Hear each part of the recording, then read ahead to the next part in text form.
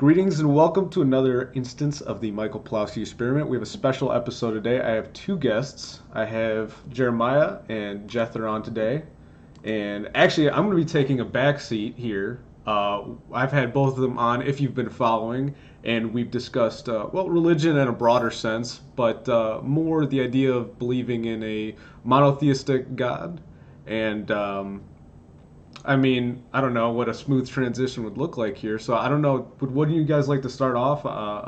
Jether, not to put the burden of proof on you, but Jeremiah is the atheist. Would you like to maybe start off with? I had you on before, but maybe what you'd like to lead with as far as theism goes, and what it maybe means to you. Do you think that'd be a natural starting point? Yeah, sure. I mean, that's usually always a starting point in any kind of debate about atheism, theism, anything related to the existence of God. They usually place the burden of proof on the person that believes in God, right? So I'm a deist. I believe that some kind of higher power, a deity, is possibly exists. But I also say I'm agnostic about it. So I'm an agnostic deist. So the way that makes sense is that one is a position on knowledge, an epistemic position, and the other is a metaphysical position, a position about what's real. So those can be harmonized, and typically they are harmonized. They say that metaphysics and epistemology are flip sides of a coin. So because this deity is apparently unknown to us, hasn't revealed anything about himself to us ostensibly, right? Because I don't believe in any divine revelation. Then it makes sense to adopt an epistemology of skepticism or something that doesn't make any hard knowledge claims. Like the Christians or the Muslims will make the claim that we know for certain that God exists and he is like X, Y, and Z. I don't make those claims. Well, because they do believe in divine revelation. Exactly. And they believe it for certainty. So, on the other hand, though, I don't believe in it. I'm not an atheist because I find that atheism makes too much of a leap, makes too much of a knowledge claim about absolute and ultimate reality that I don't believe, again, metaphysics and epistemology. I don't believe the two comport with each other. So typically atheists will adopt an epistemology that likes to verify everything based on experience, based on observation, based on what you can directly observe or discover in the world. And that's always going to be ex post facto. But when it comes to something as grand, on such as grand a scale as the existence of God, that's something that either you adopt axiomatically or it's something that you have to, you can't have that type of epistemology, like a piecemeal, tentative epistemology, and at the same time have this whole, this universal negative saying that there is no God because you don't know everything. I think that's a typical criticism of atheists, that in order to say that there is no God, you basically have to assume a position of absolute knowledge or omniscience. So in other words, to say that there is no God, you would have to be God, which is self-defeating. Since if you knew everything, you would be God. But that aside, that's generally my main criticism of atheism, is it makes a claim that it can't justify based on its own approach to knowledge. Right. I always try to bring it back to layman used one very good big word, and I just want to read the definition. You said epistemology. I don't think most people walk around knowing what epistemology means. So just to reiterate, to make that clear, the theory of knowledge, especially with regard to its methods, validity, and scope. Epistemology is the investigation of what distinguishes justified belief from opinion. So, do you think that's a fair definition for epistemology? That's what Google Dictionary said. Uh-oh. Did you freeze it? Frozen. I think, yeah. I'm frozen? Yeah, you were froze for a second. You're good. Oh, am I back? Yeah, you're good now. It worked out nicely because the only thing I did was read a definition off of epistemology. Did you catch that? Yeah, basically I reiterated. I said that basically epistemology is the study of the nature and limits of human knowledge. Okay. That's really it. Yeah. And metaphysics is basically the study of what's real, what is the world like, what objects does it contain, what is its origin and scope, things like that. Yeah. Jeremiah, is anything there not make sense? Yeah, I'm gonna Well, no, everything makes sense, and I'm gonna probably bust everybody's bubble. We probably agree on way more things than we disagree here. Yeah. Atheists. There are those. I'm gonna say a bad word, dickheads that are atheists, and I am not that type of person. I do not believe wholeheartedly in my ideas of atheism. It's not. It doesn't define me. It's not. It doesn't define my ethics. It doesn't define my motives in the world. It doesn't define how I go through and make my decisions in the world, how I learn about the world, or any of that. So, in true, like a true atheist, it just means without religion. That's it. Yeah. Without a religion. Well, to me, it's not, from what it sounds like, especially after discussing with this last time with you. I don't think I put it in these words. It seems more like a conclusion you've got to than like an actual belief system. That like everything you've reasoned out has gotten to the point of atheism, not something like when you are a believer in Christ or a believer in whoever. Like that's something you carry with you. For you, it sounds like atheism is more like a logical conclusion. Is that a fair way to put it? Yeah, I was raised that way. Okay, you were raised that way. Okay, I wasn't sure. So, because like that's what it was there for was me. no So I guess I'm conclusion. projecting. So there is no conclusion. It's just that's the way it was, and now I'm moving through the world where people are both atheist and theist and deist, and trying to figure out what does that all mean. At first, I was probably, I think I was actually more scared that people that were religious hate me more than me hating people that were religious. So I was always trying to come up with justifications of why I was the way I was, or the way that I think and the way that I am. Now, just I guess I got a follow-up question to that. Did you ever, and then I'll bounce it back to Jether. Did you ever, being raised atheist, you said you had a concern for, kind of how religious people might feel about that. Did you only? Go ahead. I was just gonna say, like, did it ever, like as a kid, you don't always notice. Like, perfect example for me, I'm Colombian, but like when I first heard Mexican music, because I only could wrap my head around Colombians, I just assumed Mexican music was Colombian. For example, because you were atheist, did you assume like more people were atheists and that it was more mainstream, that your belief system was more widespread? It never really even came into a real thought until I moved down with my aunt after I graduated high school. And I knew that her family and the way she raised everybody was really Catholic. Yeah. So that's when it really started triggering. It was like, oh, I'm moving into a group of people that are religious, and they're my family, and now I am not religious. So how do I handle that? I see. That's kind of the. How old were you when that happened? 19, almost 20. Okay, so I mean, you weren't a kid. No, I wasn't a kid, but I was still trying to find my way. Like I had gone to college for a year. It didn't work out. I didn't like what I was doing. I was with high school friends that weren't doing anything, living with them, and it was like time to move out. Gotcha. And so that changed. It was still me being a kid trying to find my way through life. So. Yeah, I mean. But guess what? Nothing bad happened. There was no discrimination. Nobody hated me. So it was just me being in my head. I was gonna say, if they're a good Christian, I would hope that there wouldn't be any discrimination, because there's a lot of Christians in name only out there.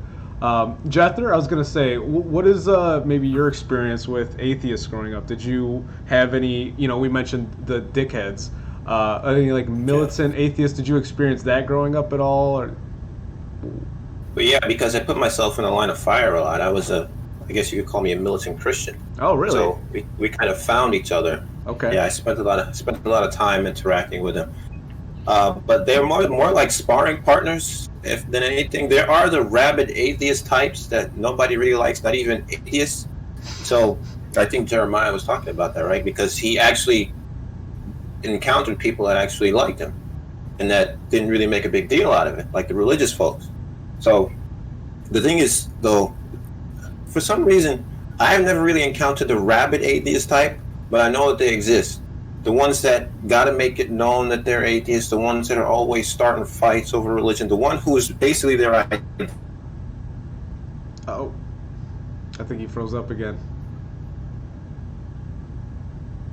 Well, in the absence of what he's saying, I actually used to be a rabid atheist.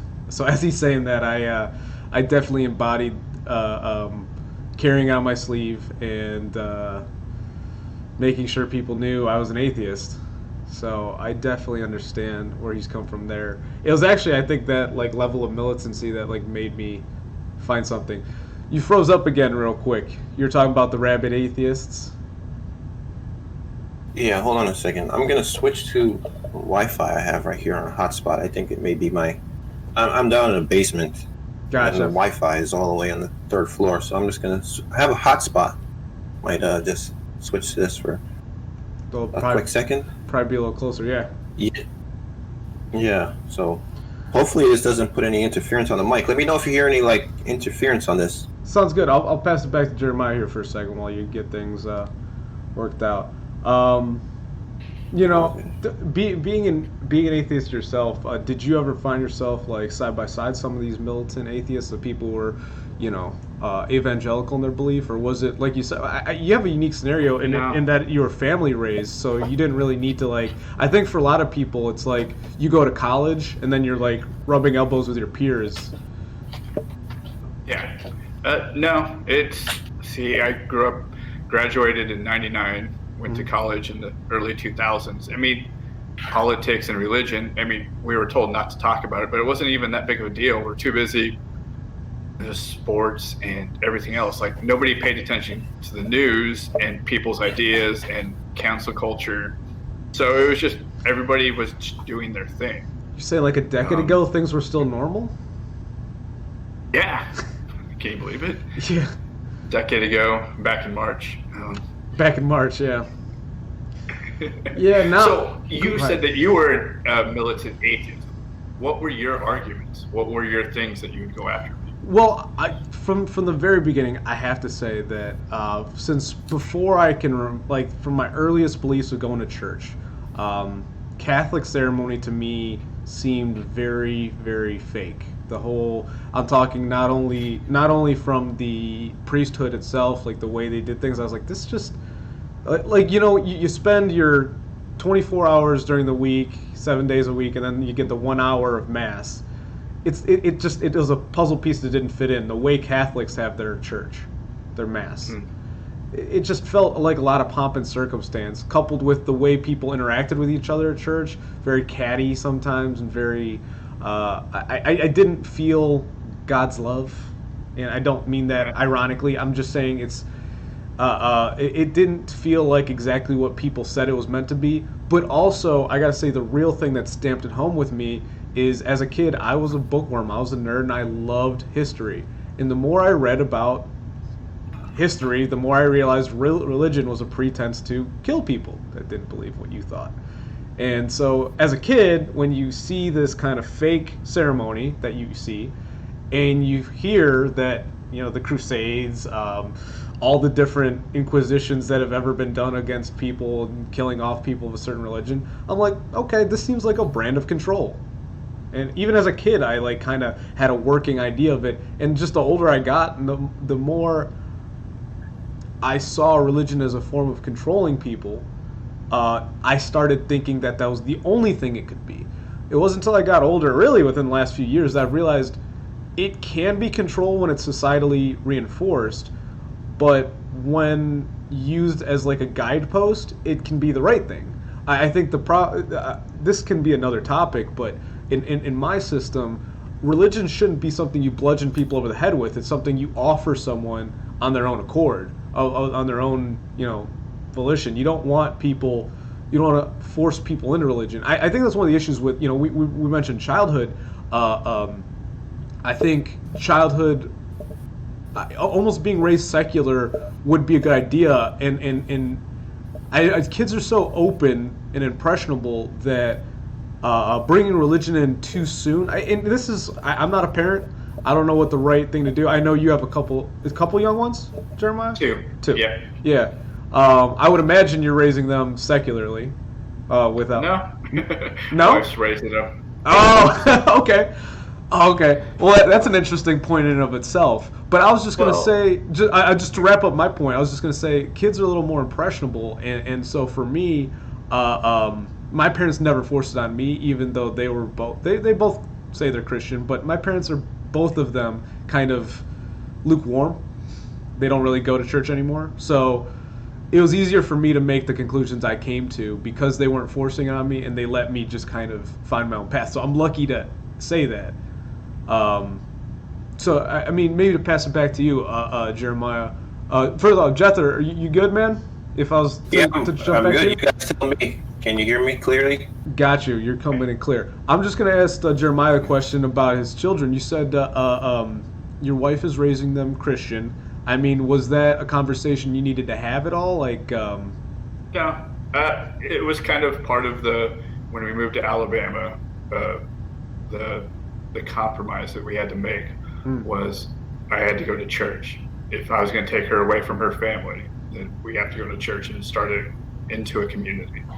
So, yeah, so we go into church and then the children go into the child daycare area. So, the Sunday school. Got it.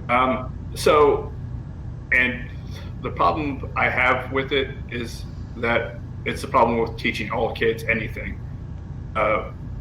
It's like an onion, and we only get to the very top layer. That's it. When we teach kids, there's no, it's just, you need to know how this is. Oh, this is the answer, and we're not going to tell you why. Just learn the answers. Only. So, and that's probably where I have the most problem with religion, is that it's taught this is the answer, but we don't not taught why the answer until much later. But by then we don't even go back and go through all the information that we've learned. All that, even like history or math, it's like, why did we learn how to separate the x squared plus 2x plus 1, right? Mm-hmm. Why did we break that into two parentheses? So we could do calculations of a cannonball getting shot out of a cannon. Nobody ever knew that. We just had to do it over and over in school. Right. So if we're just taught that this is what the answer is and not why, then that's the problem with everything. Yeah, I could agree with that. I could agree with that because children are naturally inquisitive. They want to study. They want to figure things out. They're very curious. So when you tell them, like for example, like if they always ask these ultimate questions, right? Where did the world come from? You just tell them these answers just to basically shut them up, so you don't have to think hard about it yourself and say, well, God made everything, right? So that you say that, and then it's kind of like, okay, well, where do we go from here? Who or what is God, and how do you know? You know what I'm saying? It just pushes the question back into a murky philosophical area where kids at that age are not going to appreciate all the little nuances and complexities of philosophy and philosophical discussion. So the other problem I have with it, and particularly with raising children in like a religious context, is because there's a lot of stuff in religion that's just very unpalatable, like the concept of hell. So for example, that's something that affected me deeply growing up. When basically that's how I became a Christian, was because I was afraid of going to hell, and that's why it held such a sway over me for all those years, almost a decade. It was because the fear of hell. So that absolutely controlled everything in my life, and I couldn't have a friendship with a person without thinking, oh my God, this is somebody that's going to end up in hell forever. Or thinking about my parents who weren't religious folks, they're going to go to hell forever. So we were just seeing random people on the street. I wonder if that person knows they're going to go to hell forever. You know, it was traumatizing. I was gonna say actually, were we gonna keep things kind of? We've been discussing our backgrounds to this point. Did we want to dig into anything? Do we want to discuss what we think hell is and what heaven is, or anything like that? Or we want to keep things pretty surface level on our histories? No, I go in depth. Surface level is boring. All right, I wasn't sure if you guys want to peel back the onions. Might make someone cry. I'm kidding. I'm kidding. Oh, so that's It's funny you mentioned that in particular. I have actually a friend of mine who's deeply Christian, and he told me he doesn't do it anymore. But he went to Liberty University. I don't know if you know much about Liberty. Yeah, I've heard of it. Yeah, they're deeply, deeply I don't know if it's called fundamentalist. I know they're evangelical Christian. Mm-hmm. And one of the things he told me when he first came back from college is he wanted to save my eternal soul from damnation. I'm like, for one, he's someone I have very deep intellectual conversations with. So for him to come and say something like that, I'm like, first off, that seems a little intellectually dishonest if we haven't, because like you were just saying, if you don't get into the why, making a broad accusation like that is a little disingenuous, I would say. Would you guys agree with that? To if all the past conversations with someone were a little more reasonable than just making an accusation like that. Well, you said this happened after he went to Liberty? Yes. Yeah, well, that explains it. Liberty is, as you said, is a very fundamentalist school. I think it's headed up by Norm Geisler, who's basically like the Southern Baptist. He's like the Southern Baptist of Southern Baptists. Yeah. So he's wrote all these books defending, Christianity, and in particular breed of Southern Baptist fundamentalist Christianity, with its doctrines of hell and everything. It was paid for. I forget the name of the family. There's a really, really wealthy fundamentalist Christian family who paid for the whole university to be built. I thought I'd think of their name offhand, but also Ted Cruz kicked off his presidential campaign there. So one of the more recent religious candidates, he felt the need to start his campaign there. But I just want to use that as a segue because he always referred to, he said, I want to save your soul from hell. That alone, him saying that made me think of something because at the time I didn't believe in an afterlife. And we can get into afterlife. I didn't want to start that because I want to discuss this mortal existence, this mortal world we live in. And I do believe, and this came from also getting into Eastern philosophy, is that heaven and hell are places we reside in here.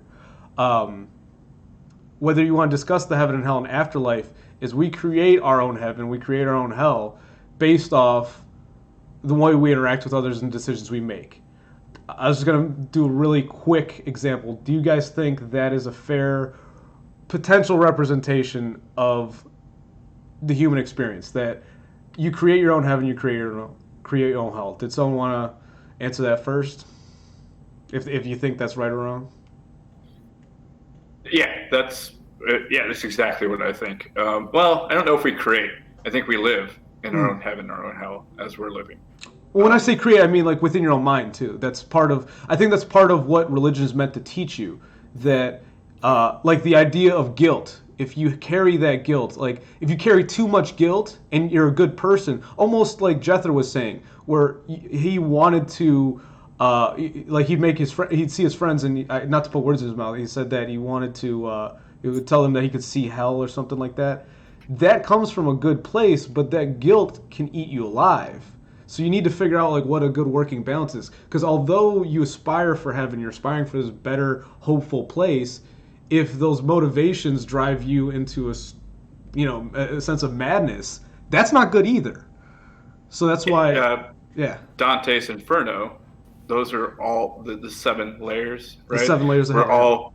They're all things here in real life. Exactly. They weren't in this corporeal area. It was, no, this is what we have to deal with as living human beings. Yeah. So yeah, absolutely. And that's the cautionary tale of Dante's Inferno. It's all the things that you can burn in hell, in this body, in this existence, from. Jether, I mean, what's your take on the potential nature of residing in heaven or hell while still in this body? Well, I don't really believe in heaven or hell as being a deist. Okay. Heaven and hell, basically, as a Christian, were just is very traumatizing to talk about, because you can't talk about heaven without talking about hell, right? And then the concept of hell is more so a New Testament construct. You don't see that concept in the Old Testament. Right. You have like the afterlife or the underworld, which is basically the abode of the dead. They don't really have any conscious awareness. And but in the New Testament, it's changed to where you're consciously aware and you're consciously tormented in hell. And that's just something that deeply affected me. But as a deist, I don't really believe in an afterlife. I believe once you die, that's it. I have been entertaining ideas that reality is, in some sense, a simulation. So maybe when you die, or your program is terminated, for to put it that way. It's a fair way to put it. When you sign off. Right, exactly. when you log out, yeah. Exactly. Once you sign out, then after that, you could possibly be rebooted into some other form. I have no idea. And if you want to use the terms of heaven and hell, maybe you'll be rebooted into somebody that becomes like 6'4" muscular playboy, international playboy. In that case, you're going to heaven. Hey, or you could be put into a worm. You're getting into a topic I wanted to get into later here. The idea of reincarnation. That's obviously a much more Eastern philosophy. I'm going to pass it back to Jeremiah. Being an atheist, is reincarnation even something in your wheelhouse? Is that something you entertain at all, or is it kind of? I don't know. I'd be interested to see what you think. Yeah. So one of the programs, if we're a program, that I picked up and have been using lately, everything that exists here in people's ideas and stuff that gets carried over and over generations that people talk about, there's something to it. Yeah. So reincarnation, why is that? Why is there something to it? Mm-hmm. People really feel like they've lived past lives. But I mean, our DNA is what? It's everybody's past life that made it up to you, including all the way back to worms and fish. Well, I guess not worms. They're fish, and all that stuff, whatever we split off. Obviously, we can't be bugs because we don't have exoskeletons. But yeah, it's weird. I think it's programmed in our program to have all that information. When we're going from a zygote to a baby, we actually look at like a fish, and then we look like a couple different other organisms in our timeline of evolution before we actually start looking more human. Right. So they call that in biology, ontogeny recapitulates phylogeny. They always got to use some fancy way of putting it, right? Well, they got to make sure make sure the layman can't figure out too quickly. No, I'm totally on board with that. So that being said, do you think that's a more rational? Because a lot of times when I hear the word reincarnation or the conversation comes up, I feel like it's coming up from hippie people. It's more of a hippie kind of liberal sense. Do you think there is more of a epistemological explanation for it, that there's a rational idea that when people are saying past lives and stuff like that, there might be something to it as far as, well, you're saying genetic memory, but I see it as more of on a belief scale when you're talking about the metaphysics of it, is I think people want to believe the idea that when someone they love dies, it's possible that their soul still resides within the mortal foil, whether even it is a simulation. You want to think that their code is still floating out there somewhere, whether you're ever going to run into it or not. That sometimes that in itself brings people peace. But also, I think that's where the idea of like ghosts, from a negative sense, comes. Is like if you had an abusive father or something and he dies, you want to think that he's in a place called hell, because then he's not coming around messing with you in the afterlife. He's not haunting you. Do you think? Because I think we agreed. I was going to end the kind of reasonable stance. I was going to get into the metaphysical. Did you guys want to make any points more about the way to explain the idea that we might be genetically connected to past lives, or do you want to get into the belief side of things here? Because I was ready to go in either direction there. There is a lot of, I guess, mysticism surrounding DNA. No. I guess in the sense that it seems to, it's basically a record of everything leading up to you. Yeah. Well, it's how you make. And it's how you can make more of yourself. It's crazy that unconsciously your body is replicating itself based off of a code, a barcode, essentially. Right. Hold on a second. Sure. Jeremiah? Yeah. So, Well, I mean, Oh, sorry. if we're gonna get into the I thought you were looking something up. Sorry, Jether. no, I got some music playing in the background, and I look up the titles every now and then. Oh. Are you using performance enhancing music?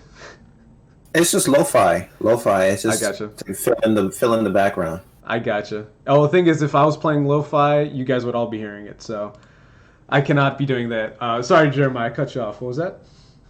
Oh, yeah. I'm not here for the belief side. I'm No? an atheist, so. Oh, okay. Well, that's the precise reason why I don't want to discuss it with you. I mean, for to keep things very simple. I am curious about things like ghosts, though. Okay. Why do people talk about ghosts? Why do people talk about reincarnation? Why is this a thing? I would think that the paranormal stuff. Whenever you watch these organized debates between theists and non-theists, Christians, atheists, religious versus non-religious, most of the time it almost always just centers around debating the merits of one particular revelation versus like reason and rationality and the approach of reason and rationality. So you have in a debate with like a Christian and an atheist, it always is going to eventually come back to the Bible, what the Bible says.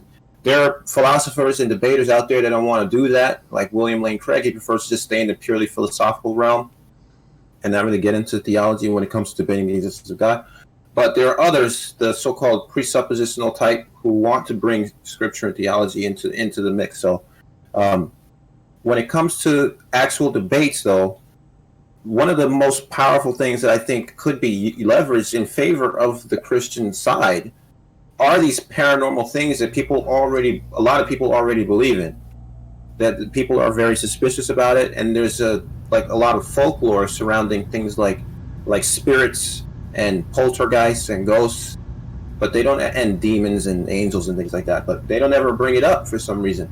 And there's all these anecdotes coming from like the developing world, third world countries, about miraculous healings and experiences, encounters with demons and ghosts and things like exorcisms, but they don't ever bring that up.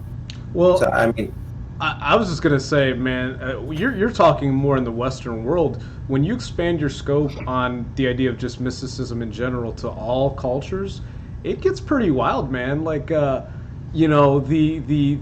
love run to the Aztecs and the Mayans. They believe that if they didn't sacrifice enough human souls, the sun wasn't going to provide them the sustenance they needed. Where did they get that? Where did they get that from? That has to come from some beliefs. Like, they didn't have the Bible. They didn't have things like that. Like, where did that belief come from? And I don't know. I'll leave that open. But there's certain questions I like to ask that I don't necessarily need an answer for, like that, because I don't think there is. I think you asked that. It's a more of a rhetorical question. But I like to ask these questions in line with other ones. To kind of see, because I look at it as humans have been trying to answer this question, all these questions about souls and everything since the beginning of time. But I guess where I'm going with it is from an atheistic standpoint, Jeremiah, do you believe in the existence of a soul that existed before and after your life? That's kind of, without going into any deeper points, I guess asking you that is almost mandatory. Okay.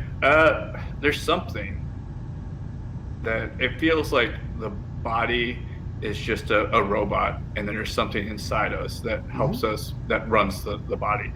And the reason I think that is when you see somebody who uses like an excavator or is really good at race cars, it's almost like that new machine becomes their new extension, and yes. they wield it just like they wield their body. Yes. Like there was a F1 Formula One racer back in the 70s into the 80s, before they had all the electronics. He said he could feel each tire as he made the turns, and then Formula F1 forced him to have all these controls, and he couldn't feel his tires. He would complain about that. He felt like his feet turned numb. he couldn't make the turns the way he wanted to. I believe that. Yeah. Watching people that are good with an excavator, they could, with these giant scoops, 20-foot booms, scoop up a quarter, and it's almost like they could feel it, even though there's no sensory, there's nothing there. But being able to jump from that means that it's built in us somehow that we can expand outside of something. So that means if you peel back the layers, there's got to be something into the center that gets us to move our body, and then to move a car, to move a large equipment, to fly an airplane. There's something in our code that allows that to happen. I think the expression a lot of I know in the word in English, I don't know if other languages have a different way, but the idea of a divine spark, that there's I don't know, Jethro, you're actually probably more religiously inclined than I am. Is there? I hear the divine spark. Is there something biblically that is referred to? The miracle of life or something like that? Yeah, the breath of life. When God breathed into Adam, he became a living being, right? Yeah. That's what they call it. Right. So, back in the creation of Adam and Eve, he took dust and he formed a body out of the dust, and it wasn't alive until he breathed into it the breath of life. And when it came to the flood, the great flood, they particularly, in order to select animals that would be saved on the ark versus those that would perish outside, they selected those that had in their nostrils the breath of life. So you could take that to be the divine spark, right? The all spark, as the Transformers put it. But yeah, it's an animating principle we still don't really understand, right? Right. Well, to me, the idea of the divine spark, all this, that's when people talk about souls. That's well, and the thing is, I wanted to lay out the idea of a soul because Christians, Abrahamic religions, all these more modern religions that we still have, as opposed to the more idea of a pagan religion, value the soul. And that's why I mentioned the Mayans and the Aztecs, that obviously they value the soul in a different way. And then you look at a lot of pagan religions, and I'm not sure if I'm taking this on a bias of my own interest, so if you guys want to cut me off, but I'm curious your take here. When you look at these religions that believe in like blood sacrifice or anything where they don't value a soul as this maybe reincarnating, they look at us as more expendable beasts than divine sparks. Do you think that's something that has been in contradiction throughout mankind when you look at the wars of religion? I'll leave that up to anybody who wants to take that one. The wars of religion in terms of what? I was saying in the belief in a soul, that the one of the main things Christianity and even Judaism going back is that the value of all souls. But when you, like I said, I was trying to go hyperbolic when you look at like the Mayans, the Aztecs, they would sacrifice hundreds of people. Obviously, there's and this is why I brought them up in particular, is because they value the soul, they see it as like a blood price. Not that they don't value the soul, but they don't value it in the same way. You know? Yeah, that's basically the premise of the Old Testament. Yeah. That blood sacrifice is needed. And even the Old Testament, the New Testament makes it explicit and says, without the shedding of blood, there is no forgiveness of sin. And that's where the Messianic Christ figure comes in, who sheds his blood for all mankind. Right. And that's why... I was just going to say, that's why he's the symbol of peace, because he already shed his blood. That's what I've been told by Christians forever, is like, we can live in a world of peace because Jesus already shed his blood for us. He showed us the way. Peace with God, I think, is what they mean. Peace with God, because... hello? Am I still here? Yeah, you're still here. We just lost Jeremiah, though. Oh, okay. I don't know. Well... Jeremiah's back. Oh, he's back? Yep. Oh, he's reconnecting. I don't know. Okay. Oh, yeah, I heard a little jingle. Yep. Jeremiah, we still got you? Yeah, I'm here. Okay, yeah, we lost you for a second there. Okay. Yeah. Okay, great. But, yeah, we're talking just about the idea of Christ and the idea of him already shedding his blood for the sake of... To me, it's for... there's the people who believe it's what actually happened, and there's people like me personally. I'm like, Christ is more of a symbol than he is an anthropological concept. That like you need to think that a man named Jesus Christ existed and walked in Israel. For me, it's more what can we learn from the story, and to me, that's more important. And the explanation there is, like you said, he shed his blood for us so that we don't have to, in the most basic of terms. I mean, that makes sense. Like, I don't think there's anybody that really believes that Jesus was who as he's described in the New Testament. You know, because the New Testament documents, the Gospels that's supposed to give his biographical information, they're very light on his upbringing, right? And then the epistles, which are the earliest documents, they don't really mention him at all in terms of his ministry on earth and his life. Right. So things about his details, his family, are very sparse in the New Testament. So there's people that think that, you know, he was just some wandering apocalyptic preacher who got co-opted into some narrative to basically harmonize Judaism with these new Hellenistic ideas. Right. You know what I'm saying? So I don't believe that Jesus in the New Testament is any actual real historical figure. He's probably just a wandering apocalyptic preacher that a legend grew up around. You know, because you can see. I had heard that he was a man probably from the region of Nazareth, but I had heard that there's a rumor that he might have at least traveled to Tibet and met with the early Tibetan Buddhist monks of that era, and was one of the few men who like cross-pollinated like you said, the Hellenistic belief system into the Judaistic belief system into the Eastern. And at that time, it wasn't nearly as established. Siddhartha Gautama, whatever, had only died, a few hundred years before that. And so they're still figuring out their whole belief system. So if you had someone who was able to take early Buddhism, early Judaism, and kind of combine all these things, and like you said, if he's just like a wandering preacher, like that's a lot. And the thing is, I mention that to Christians and they get really upset. To pass it back to Jeremiah, we just kind of went full conspiracy theory on Jesus. Where do you fit? Where does Jesus fit into your life? Especially given that you've married a Christian, and it's definitely part of her life.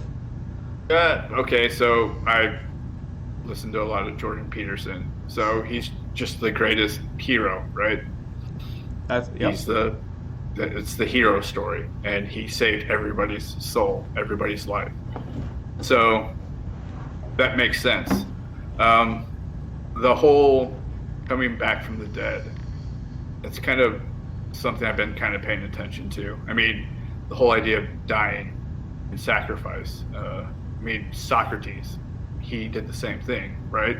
It's almost the same story. Actually, just not to interject, but Horus in the Egyptian pantheon also was buried and came back from the dead in 3 days. It's actually almost a literal. I hate bringing it up because Christians get very upset. Some Christians can get very upset with that. But if anything, to me, it shows that there's one human story. That whatever the Egyptians were trying to explain it's not that it's like the fact the Egyptians did it and the Christians did it, they're like mutually exclusive now. It's, if anything, it's almost like a repeating story that we're trying to keep alive. If anything, I think the fact that it existed within the Egyptians only supports the Christian narrative.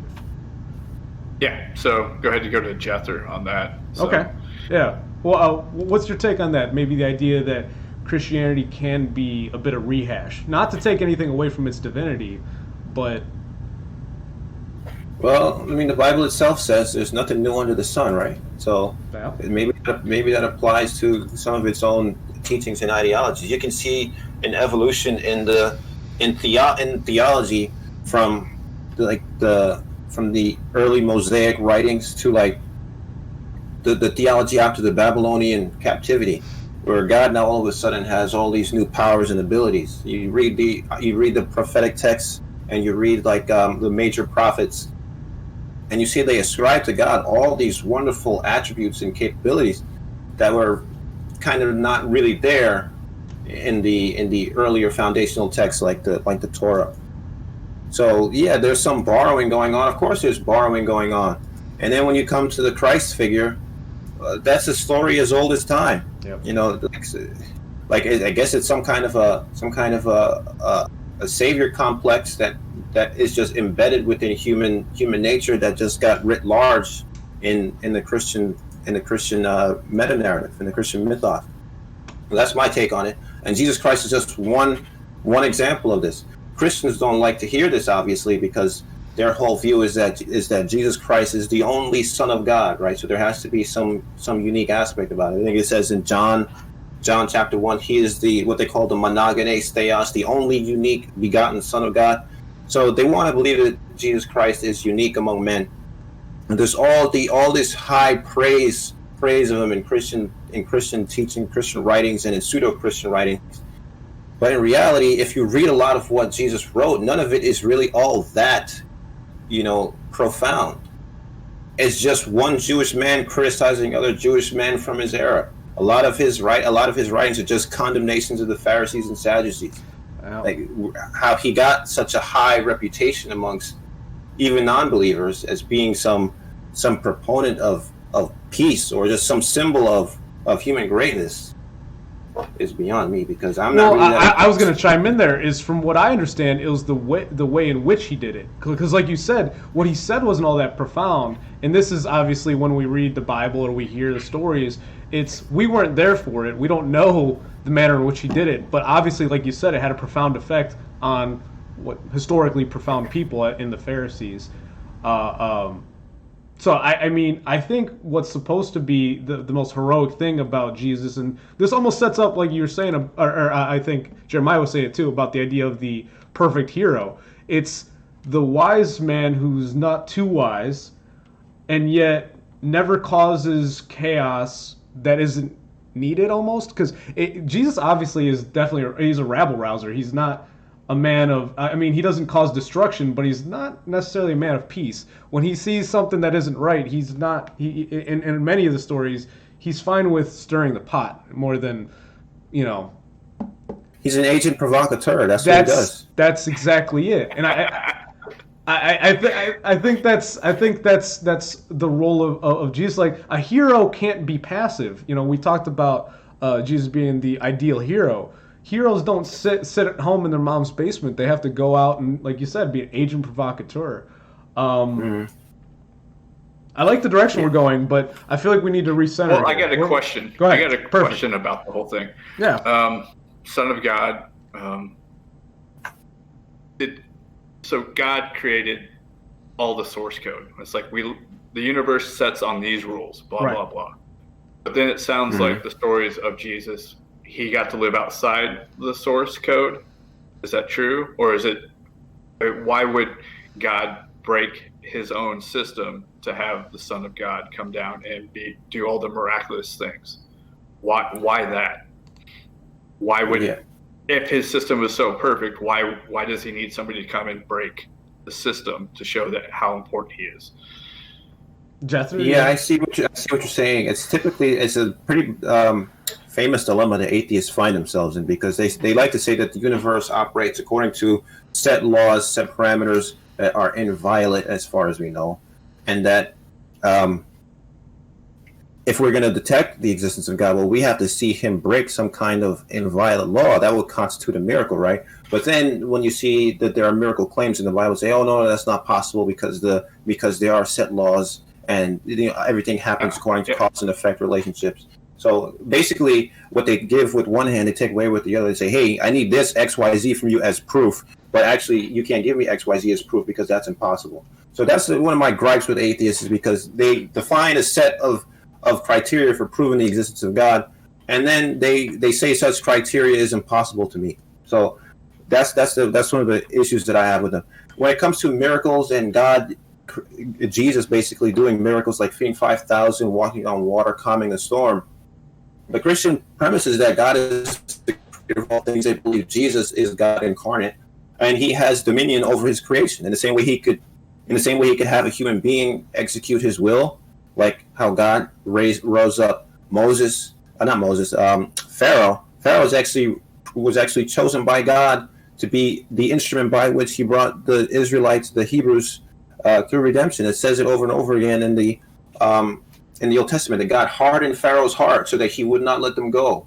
So he has dominion over even sentient beings. So how much more so than over like the wind and the waves and the elements of the natural order that we think are just governed by set rules. He can upend the entire natural order if he wanted to, but he governs it according to the Noahic covenant, where he's promised creation. He will not flood it again and destroy it again, but that the fixed patterns of the heavens and the earth will continue, with the minor exception of like occasional visitations of divine power in the form of miracles for whatever purpose, to bring himself glory.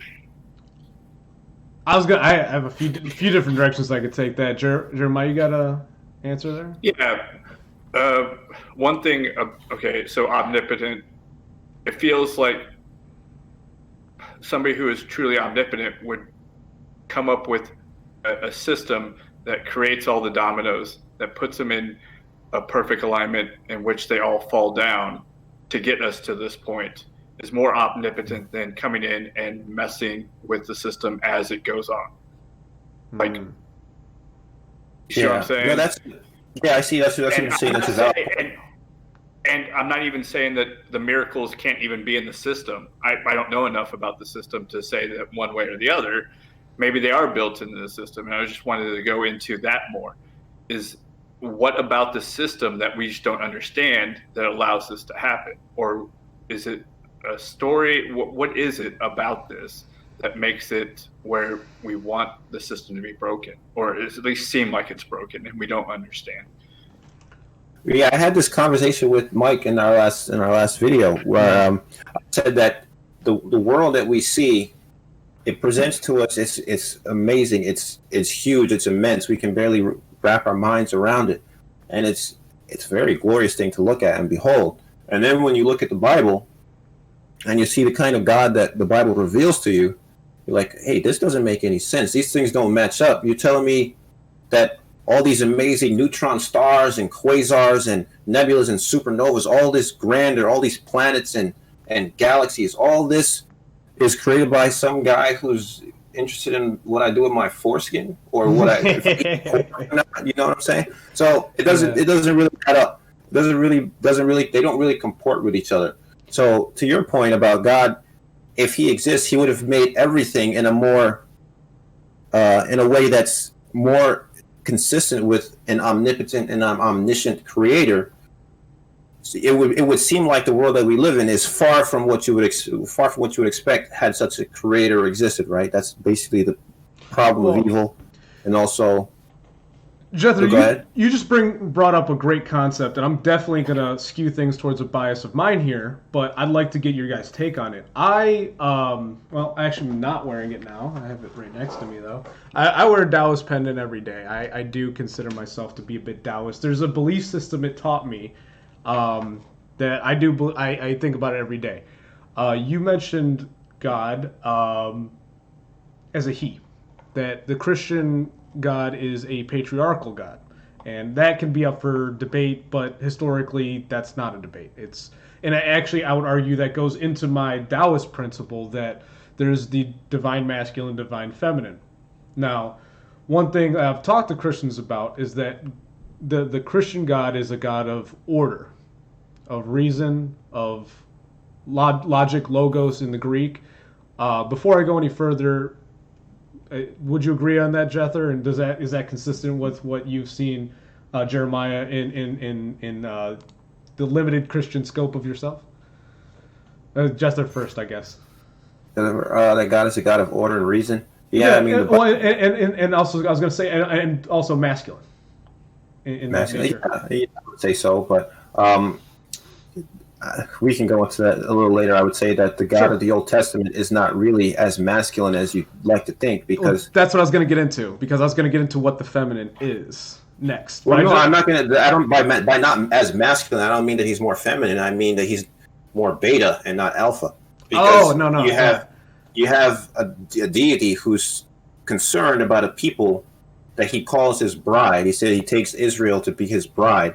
Yeah. And yet this bride is constantly playing the harlot with all these false gods. They're constantly apostatizing, and he constantly has to send people he raised up to put them into bondage, or send some king to terrorize them or whatever, and then he raises up some hero, and then they all return back to the one true God of Israel, and then wash, rinse, and repeat. It's basically the story of a guy whose wife is constantly cheating on him, and he does do all these things to try and win her affection back. That's a very beta thing to do. You trying to force somebody to love you that don't really love you.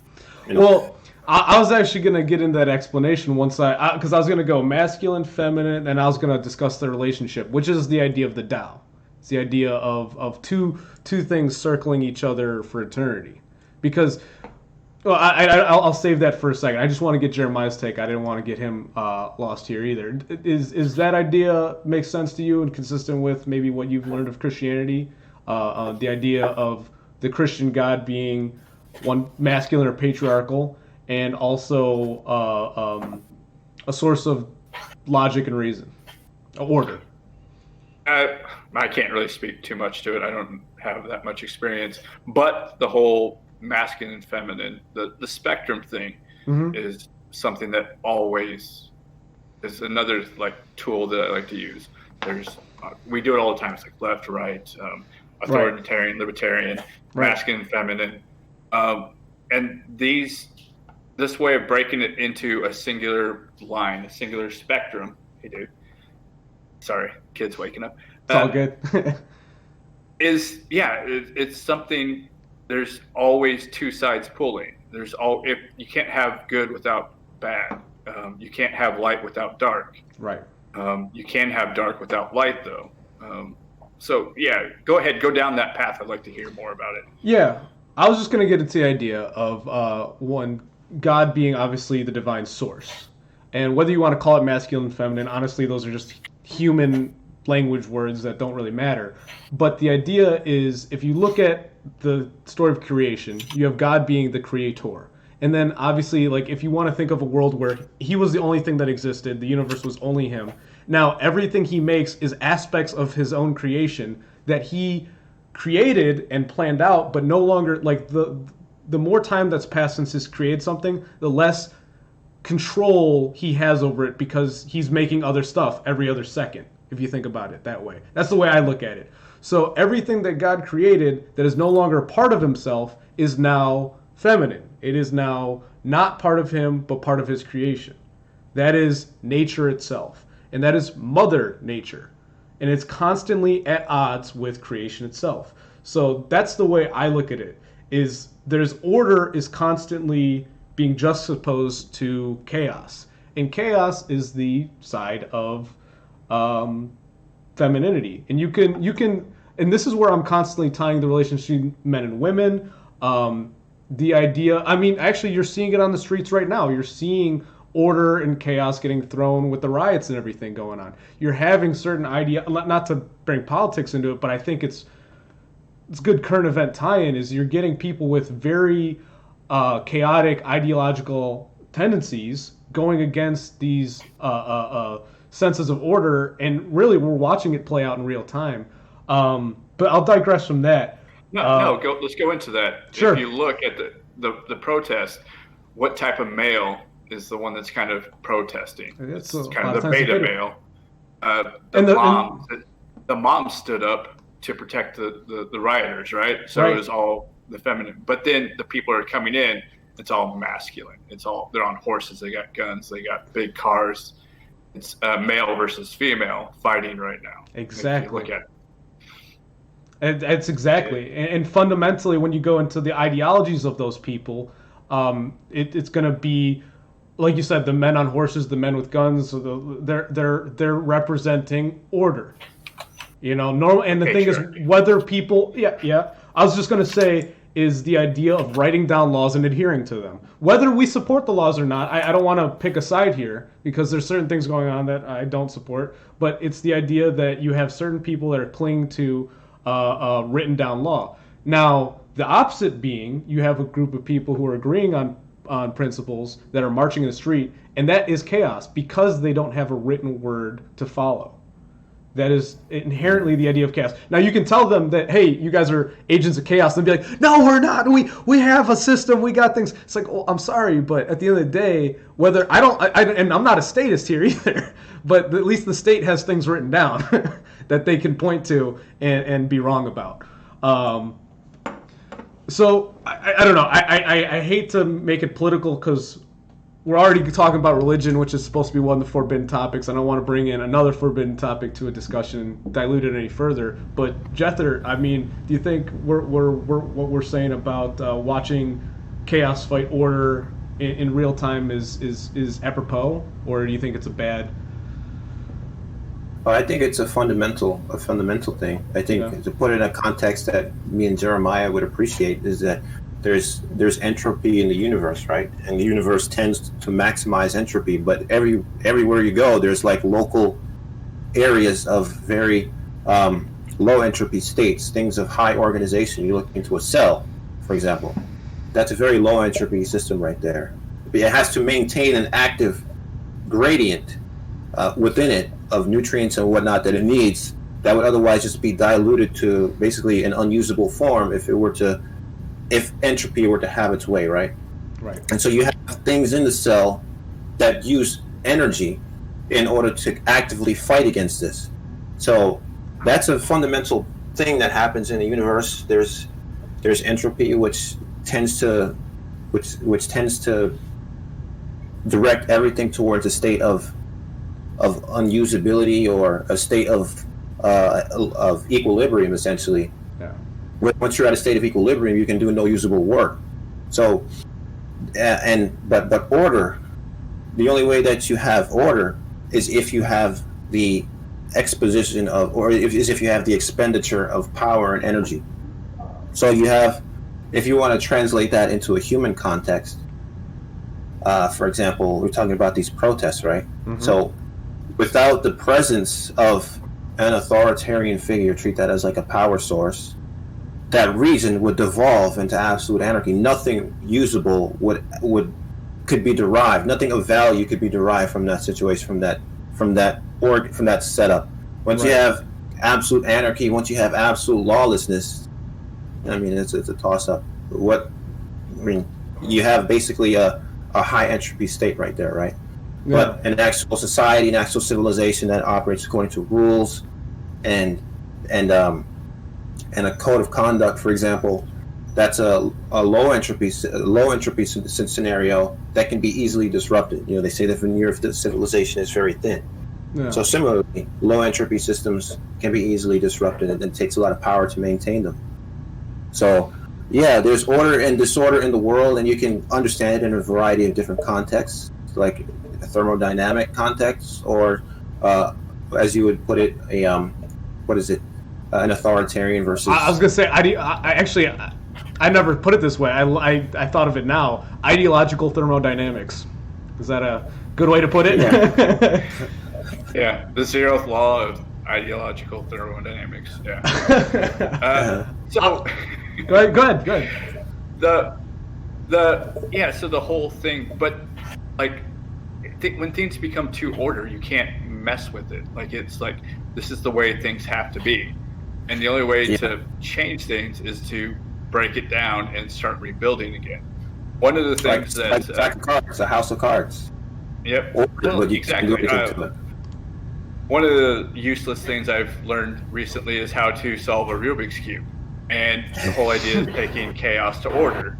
And what you do is you start with a base layer and then you move your way up. But once you get to the very top, you get 4 corners that you have to solve. And you got everything else solved. But to solve it, you actually have to do this thing and it messes everything up. Mm-hmm. Like you look at it halfway through and it doesn't look like you've solved anything. Right. So to solve it, you actually have to break it down. Yep. Into a code and then bring it back to where it's at. Lots of stuff are like that. Everything. Anytime we get too big, I'm going to use the word bureaucracy here. Yeah. The bureaucracy then becomes the driving force, and then people forget what they're doing, and then that thing needs to be broke down again. And that's what we're seeing with the politics is that we've become too organized in a certain way, and it's not the right way. Well, you And say now organized, there's I say bloated. Just to chime in for a second, when you become too organized, you become bloated. When you bring too many papers for the meeting, you don't have enough time to read all the papers. You need everything on one sheet at some point. Yeah, it's this is You supposed need to be okay. order, right? Yeah. Yeah, so, and let's go back to the idea of religion. This is the story of the Tower of Babel, right?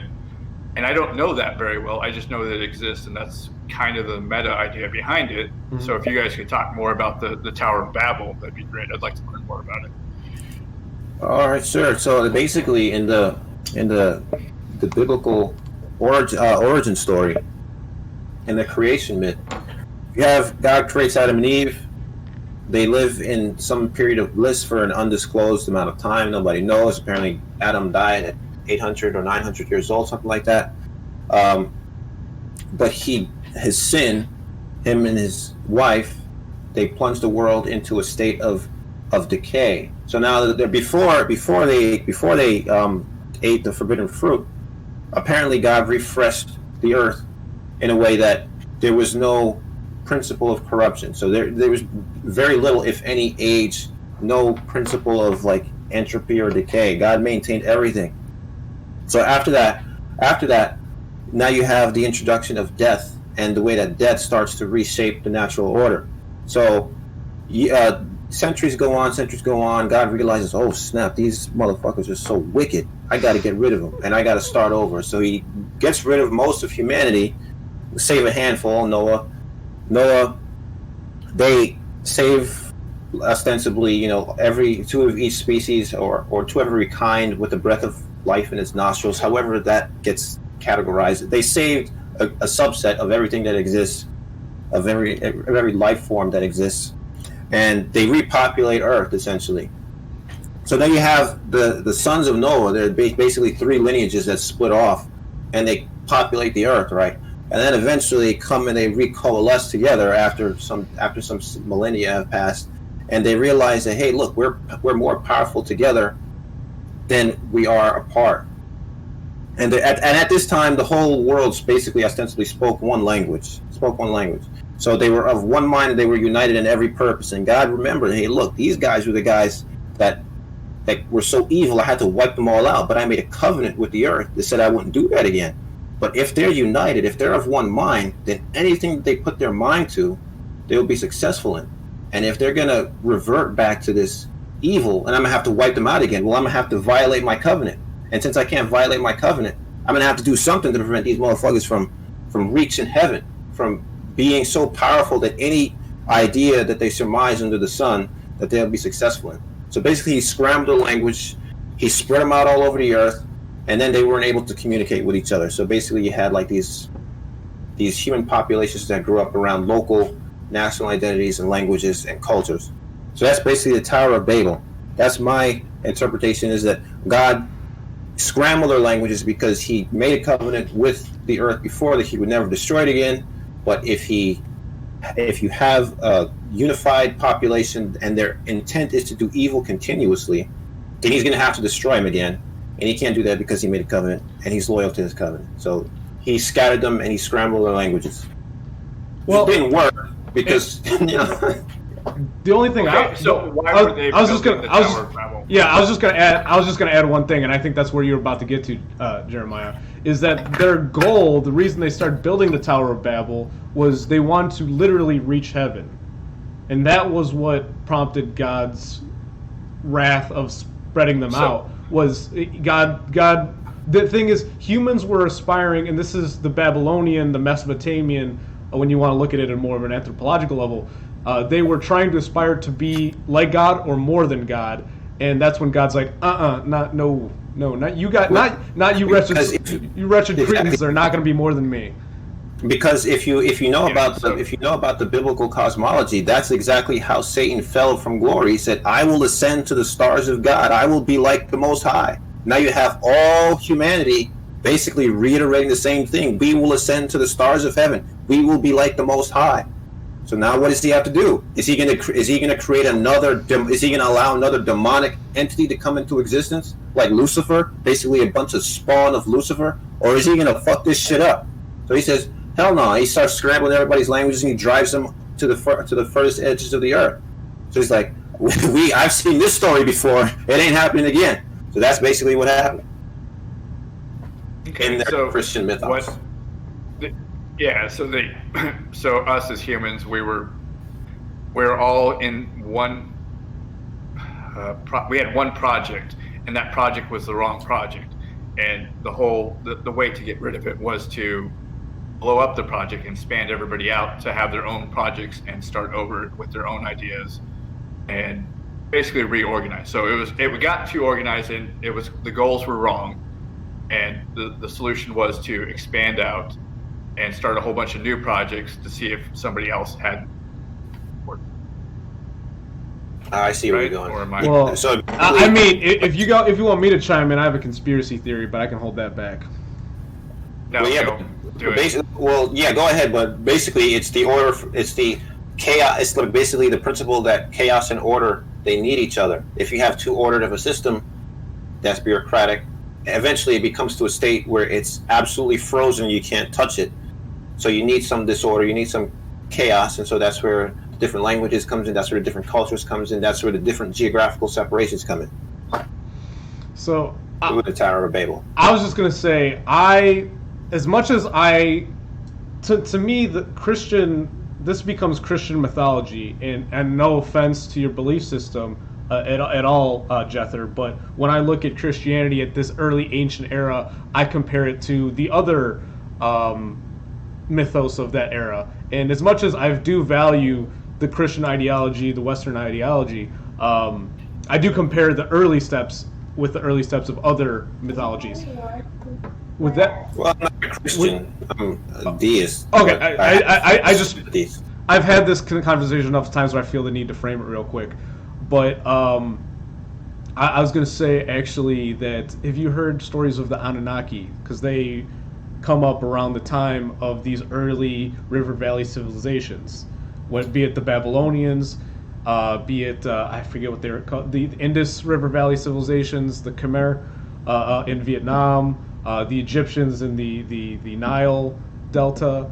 But all these major river valley civilizations, there became these mythologies of, in the Vedas you have these blue people. That's where you get all the Hindu gods, and then you get the Nephilim. You get all these. Some people believe, and this is where these alien conspiracy theories. This is why I'm tying it into current events now. There's people believe that aliens were, or some. The thing is, I hold reservations for maybe just better evolved humans versus maybe they were extraterrestrials. I don't know. But this is where a lot of the mythologies of greater humans come into play. And that's what the whole Anunnaki thing is these great people that came, and not, when it almost might not even take away from the concept of God, if God does control extraterrestrials. But what they say is the Anunnaki were people who led us.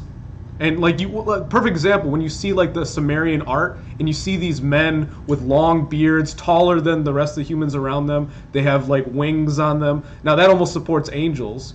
But also when you look at the Hindu art, you see these people with 4 arms, they're different colors. Now, were these people tripping balls when they did the art? I don't know. There's a lot of things come into play, especially when it's thousands of years old. But the idea there being is these people guided us to different parts of the country, and they were helping us out figure out how to, make a better civilization. That's the theory behind it. If you guys heard anything about the Nephilim, Anunnaki, yes, I'm sharing my screen right now. Can you see this? I can pull it up here. Okay, yeah, you see this? Except I'm pulling up these guys. I'm pulling look up at these guys. These guys. Your music. These guys. Your music's playing though. Oh shit! Hold on a second. You're good. You're good. Cool. Okay, let me see. You see these guys? Yep. These guys are taken at 15. Dwayne Johnson, Jay Cutler, Ronnie Coleman. These are the descendants of the Nephilim. Yep. That's what I believe. I mean, facetiously. But if there were the Nephilim back in ancient history, and as the Bible says that they went into the daughters of men, these guys are prime candidates to be the descendants of those Nephilim. Yep. You know, I don't really. And when you're in an illiterate culture of unskilled humans, it's like, how else can you describe these physical specimens? Much less if these physical specimens. And here's the way I see it: is if you can fight for more. Back then, if martial order it dictates more than it does now, you're gonna have access to more information. See, if you can beat the hell out of everyone else around you, and they have books or they have knowledge, they're gonna teach you because they don't want you to kill them. So these strong people might also be the most knowledgeable, given that they might have a better developed brain also, because they're able to win their knowledge at the tip of a fist or the tip of a spear. So that's the theory behind a lot of this, whether it is they're truly aliens or just better developed humans. And I think we've completely devolved from the atheist. No, This is evolving. This is so much fun. Way more fun than just fucking. Well, I personally love to talk about some of this like unexplained ancient archaeology, because to me it could be as simple as our ancestors having vivid imaginations, or it could be they literally saw people with wings. You know? No, look this up. It's called Giants on Record. The dog spectra. Mr. Dexter on Twitter pointed this out. He's been talking about giants. In the mounds here in North America, they have found giants that start at 7 feet and as high as 18 feet. These skeletons that they exhumed from the mounds. As humans that are 18 foot tall. There's a book on Amazon. You could buy it. For some reason, you can't get the. I just got my second screen up. I'll have it up in a second. The Secret Origins of Humanity or something like that? It's called The Record of Giants. The Record of Giants. Okay, there's another book called, I think, the Science and Human Origins, some shit like that. Can I curse on this thing? Yeah, you can curse as much as you like. Jeremiah's just a family man. He likes to be. Yeah. He likes to be gentle. Okay, let me see. Where's the science and? I'm pulling up right now. It says Record of Giants book is a book. I'm searching it on Google. I'm not seeing. Oh, here it is. Right there. Okay, I'll pull up images. You think, or? Yeah, so that's the book. And if you want to go to Amazon, the very first image. This right here. That you saw. No, up. Oh. Right here. Images. Those. Yeah. No, Giants on Record. Ooh, backwards. Hey, dyslexia. Giants on Record. Got it. Yeah.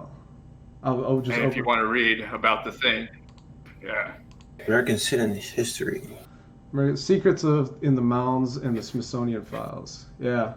I mean, you can even get into the different shaped skulls. Like, they did Indiana Jones and the Crystal Skull. Have you seen these elongated skulls? Like, there's conspiracy theories, obviously, about lizard people and stuff like that. If you really want to go in deep, I don't know how much I buy into that. But like one example, especially in the Catholic faith, have you seen people get into the idea that the cardinal hats are all these big? It's a way of hiding the elongated skulls. The pharaohs. Same no, it's thing? to mimic. It's to mimic it. Well, the conspiracy theorists think it's to hide the elongated, like because saying that these leaders were truly otherworldly. No, it's we find our stories in nature, and what the whole big hat, the crowns, the papal hat, the Pope hat, the pharaoh hat. It's all mimicking the tall skull. Like, we don't come up with our own ideas; we just take them from what we see. So do you? What we saw. My question there. My question there Do I being. believe it? Yeah, my question there being: do you think it existed once, or it still exists now? The elongated skulls, people with larger brains than us. Well, here's my favorite conspiracy: is 10,000 years ago, corn, sheep, dogs, wheat, and humans were all domesticated at the same time. I've heard something along those lines. Is there a name for that? Belief, that theory, or anything? I have no idea. Okay, I just heard it, and it's my favorite idea that humans were domesticated at the same time. That's when all our stories. That's when everything kind of starts for us. Is about 10,000 years ago, but it's also the story of everything else starting 10,000 years ago in terms of domestication. What changed? I mean, we had to have changed too. So dogs and humans kind of changed with each other. Yeah, 100%. Why 10,000 years ago did all these things happen almost identically at the same time? Was it? And we weren't part of it. So that definitely. And then I also heard a story from some guy. Oh, do we tell stories about other people's stories? Oh, go for it. He likes to go find treasures, and he found these like 4 spots on Google Maps, and he went to go check it out. And the first one he went to was this abandoned underground town. I was like, oh, this is cool. So he went to another spot, and there were people there, giants there, is what he said. Yeah, with other people working together. He said there was these 10-foot human beings walking around with these other people. Jeez. In this underground city that he found. I have no idea if it's true. I didn't get to do it, but I really enjoy that story, and I hope it is true because I want to go find it. I mean, that's where you get the ideas of like Atlantis. I mean, first off, Jethro, I don't want to. I think you're about to say something. I don't want to lose you. But I mean, if you guys heard anything about like the archaeological theories towards there being an Atlantis? Like an underwater civilization. I haven't heard of it. But you see, like, every now and then people will find things on the seafloor that they say, oh, look, this is proof of a civilization that existed there before. But, I mean, come on. Actually, here's another story that nobody's heard from somebody that I heard from. In the Amazon, there's a tribe in Guyana that goes up and down. Their guides and stuff like that in the Amazon. Yeah. One of the guides was telling my father that as a kid he was going up and down the rivers there with his grandfather, and he remembers seeing these 2 really tall, really white, really blonde guys sitting on one of the bars, the beaches right there on the river. Grandpa waved, so he waved, and they waved back. And after they floated by, they jumped in the river. 1 minute went by, 2 minutes went by, 10 minutes went by, 20 minutes went by.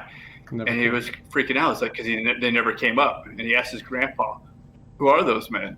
What, we got to go save them. He's like, no, you don't have to. They're mermen. Man. Well, if you want to hear some shit, let me see. Like, Kent Hovind did a whole seminar on.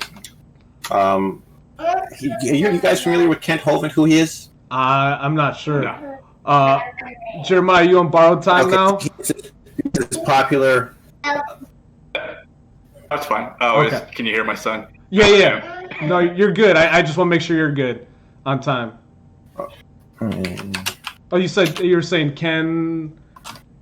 Kent Hovind. He's basically famous for being a young Earth creationist, and he's infamous now because he had some tax evasion. Yeah, tax protester scheme he was in, and then he got arrested. He was in jail for a number of years. But he has some seminars up about like what the Earth was like during the Garden of Eden and before the flood. And he talks a lot about these anecdotes, these records of giant human beings and people that. This is the guy that believes dinosaurs and humans existed at the same time. That's what he's famous for. Yeah, but like he's very entertaining to watch. So if you watch this seminar, I'll link it to you guys.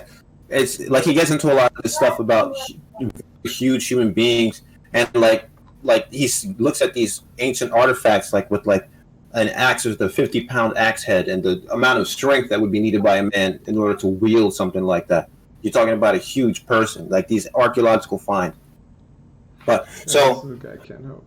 I mean, some of these things are some of these things that he like used as evidence. People say are chicaneries and frauds and lies, but it's up to you. You guys can be the judge for yourself. If you want to watch it, it's very interesting.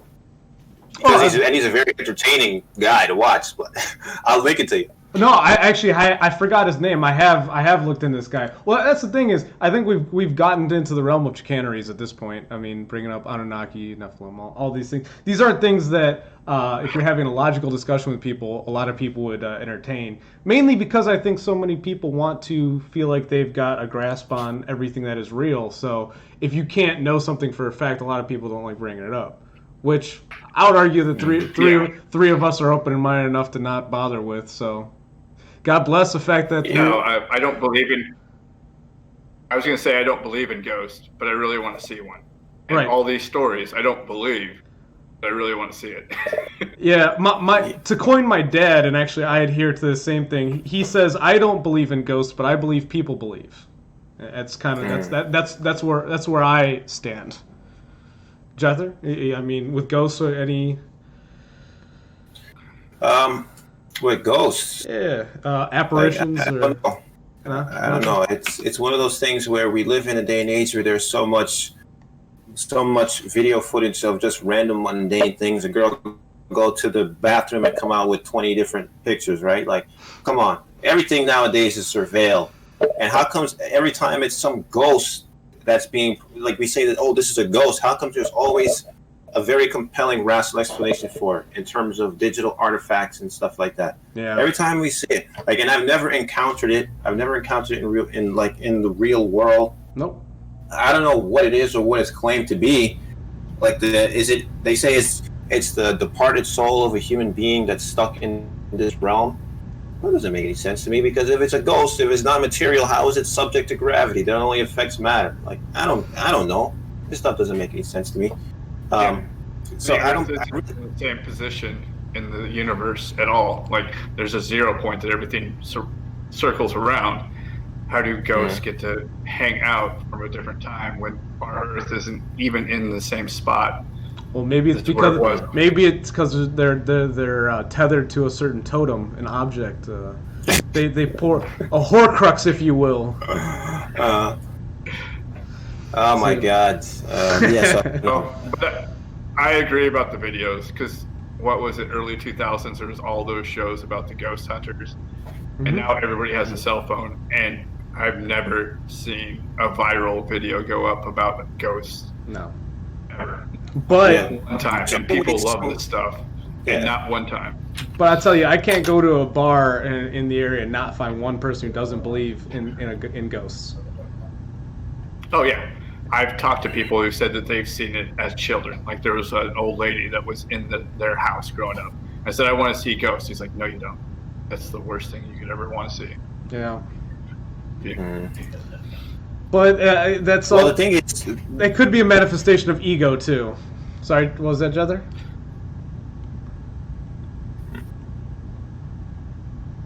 no, I lost my train of thought, actually. Oh, I was just gonna say sometimes people want to be noticed, people want to be seen. So, for me, the easiest explanation, the Occam's razor for a lot of these ghost stories is, I want attention. I have a story. Here's a way of getting me attention. And not something. Now I remember my thought is like, when you study science, you realize that the world, as great and as marvelous as it is, it kind of still leaves you a little disappointed in a way. Yeah. Like the Bible says, increasing knowledge results in increasing pain, because as you start to learn more about something, you kind of lose a little bit of respect for it in a way. Oh, yeah. Once you've mastered knowledge of it, you kind of take like a role of, I am wise, I have understood this. You kind of get a little bit of pride in understanding it. It no longer has this mystical power over you. So once you start learning more about the universe, learning more about science, how the world works, you start to want more.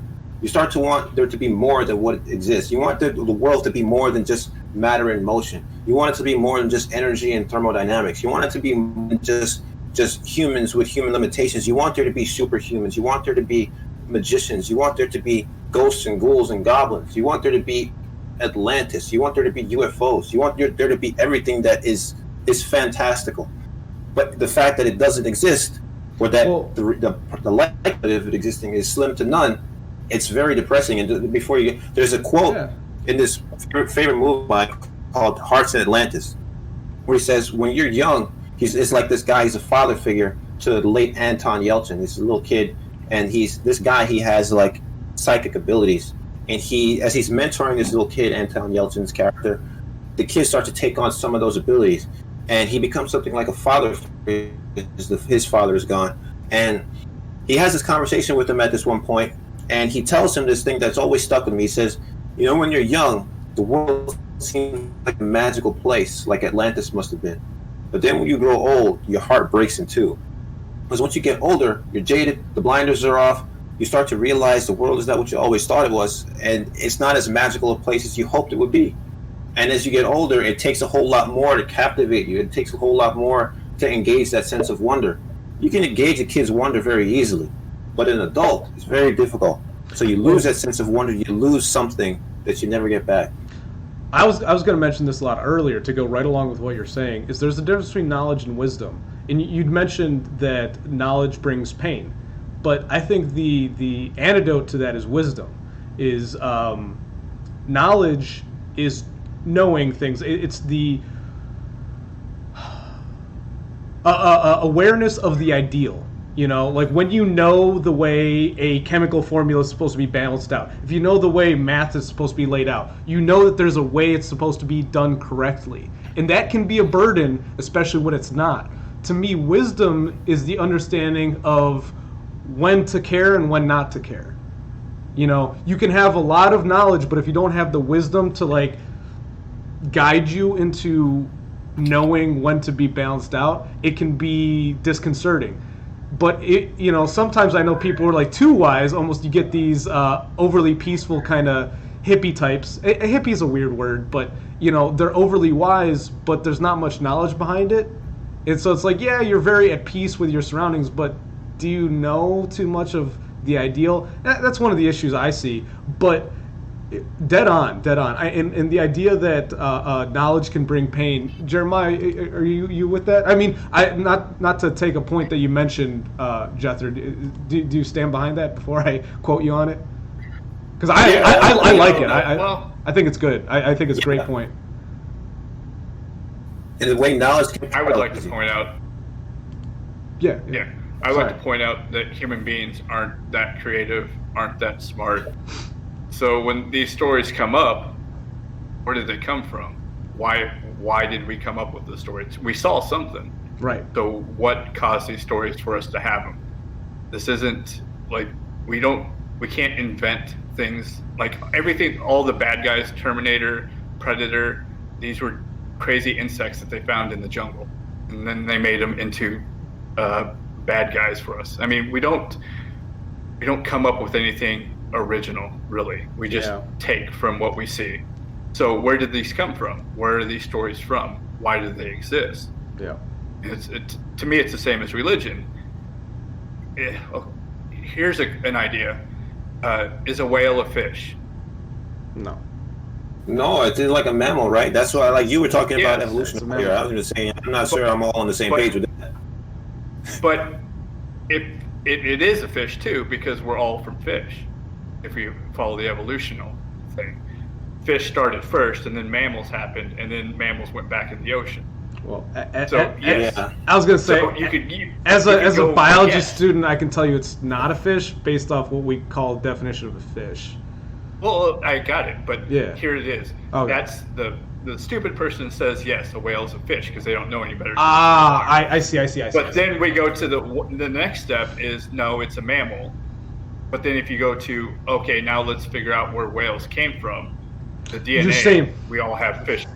So now we're back to. I see where you're going with it. The smartest people are the dumbest people. Yeah. So why did the dumbest people come up with this stuff? Now let's go from, well, no, it can't be because we don't see it.